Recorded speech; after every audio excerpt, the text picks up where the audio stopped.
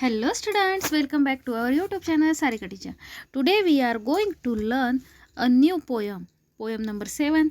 चला मोजूया. तर विद्यार्थी मित्रांनो, आज आपण कविता क्रमांक 7 चला मोजूया याचा अभ्यास करणार आहोत. बघा, ही कविता खूप छान आहे. तुम्ही सगळेजण 0 ते 10 अंक मोजायला शिकलेले आहेत, बरोबर की नाही? हां, तर त्याचा सराव आपल्याला या कवितेत करायचा आहे. या कवितेत तुम्हाला गाण्याच्या स्वरूपात पुन्हा एकदा 0 ते 10 हे अंक शिकायचे आहेत. तेव्हा आता आपण ही कविता म्हणूया. तुम्ही सुद्धा माझ्यासोबत ही कविता म्हणा.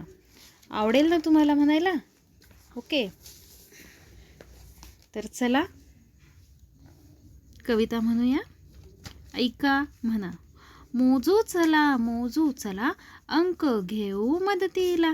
1 कान कपाला, 2 कान माणसाला, 3 चाके रिक्षाला, 4 पाय हत्तीला, 5 बोटे पायाला, 6 कोण षटकोनाला, 7 रंग इंद्रधनुचे, 8 पाय कोळ्याचे, 9च्या पुढे मोजायला 0 घेऊ सोबतीला. हो की नाही? छान कविता आहे ही एकदम. आता ही कविता आपण समजून घेऊया. मोजू चला अंक घेऊ मदतीला. म्हणजे काय? तर आपल्याला मोजणे म्हणजेच काउंटिंग करायची आहे. काय काउंट करायची आहे? इथे जे आपल्याला चित्र दिसत आहेत त्या संदर्भात आपल्याला काय करायची आहे? काउंटिंग करायची आहे. मोजू चला अंक घेऊ मदतीला. इथे कवी सांगतात की मोजायला आपण अंकांची मदत घेऊया. आपल्याला काउंटिंगसाठी हेल्पला आपण कोण घेणार आहोत? तर अंक घेणार आहोत, नंबर्स घेणार आहोत. ओके, आता पुढची लाईन. 1 कान कपाला, 2 कान माणसाला.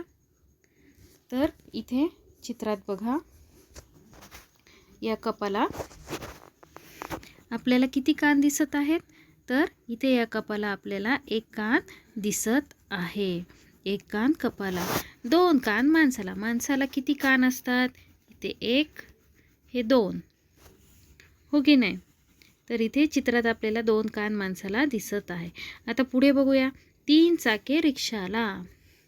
3 चाके रिक्षाला. रिक्षाला किती चाके असतात? तर इथे बघा 1, 2, 3. 4 पाय हत्तीला. हत्तीला किती पाय असतात? इथे चित्रामध्ये मोजूया आपण. 1, 2, 3, 4. ओके, 4 या अंकासाठी इथे हत्तीचे चित्र दाखवले आहे. आता पुढे बघूया. 5 बोटे पायाला. इथे आपल्याला पायाचं चित्र दिलेलं आहे ना? पायाला किती बोटे असतात? 5 बोटे. तसं आपल्याला या कवितेत चित्र दाखवलेलं आहे 5 बोटांचं. आता पुढे काय? 6 कोण षटकोनाला. आता 6 या नंबरसाठी कोणते चित्र दाखवले आहे? तर हा षटकोन दाखवला आहे. या षटकोन बघा किती साईड्स आहेत त्याला? 1, 2, 1, 2, 3, 4, 5, 6. 6 साईड असलेला, 6 बाजू असलेला हा काय आहे? षटकोन आहे. षटकोनाला इंग्लिशमध्येच काय म्हणतो आपण? Yes, hexagon. पुढे काय म्हटलंय तर बघा. 7 रंग इंद्रधनुचे, 8 पाय कोळ्याचे. आता हे 7 रंग जे आहेत ते इंद्रधनुचे आहेत. इंद्रधनु म्हणजे काय? हे इथे 7. इंद्रधनु म्हणजेच काय? तर रेनबो. रेनबोमध्ये किती कलर असतात? 7 कलर्स असतात. आणि हा जो कोळी आहे, कोळीस म्हणजे काय? हा इन्सेक्ट, स्पायडर. ओके, तर त्याला किती पाय आहेत? इथे बघूयात आपण. कोळ्याला किती पाय आहेत? मोजूयात. 1, 2, 3, 4, 5, 6, 7, 8. ओके, तर 8 पाय आहेत कोळ्याला. पुढे बघूयात. 9च्या पुढे मोजायला 0 घेऊ मदत सोबतीला. आता इथे याचा अर्थ काय होतो? की जेव्हा आपण 1 ते 9 हे अंक लिहितो, ओके, 1, 2, 3, 4, 5, 6, 7, 8, 9. तर आता आपल्याला काय की 10, 9च्या पुढचा नंबर कोणता? तर 10. तर तो 10 लिहिताना आपल्याला 1वर 0, 10 असा लिहावा लागतो. हो की नाही, एकावर 0 या प्रकारे आपण 10 लिहितो. जसं की 1 ते 9 अंक लिहायला 1 2 3 4 5 6 7 8 9.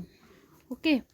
तर हे अंक आपण लिहिलेत, पण 9च्या पुढे जेव्हा आपण 10 लिहितो तर 10वर 0, एकावर 0 10 असा असतो. ओके. म्हणजेच काय, तर 9च्या पुढे मोजायला 0 घेऊ मदतीला असे इथे म्हटले आहे.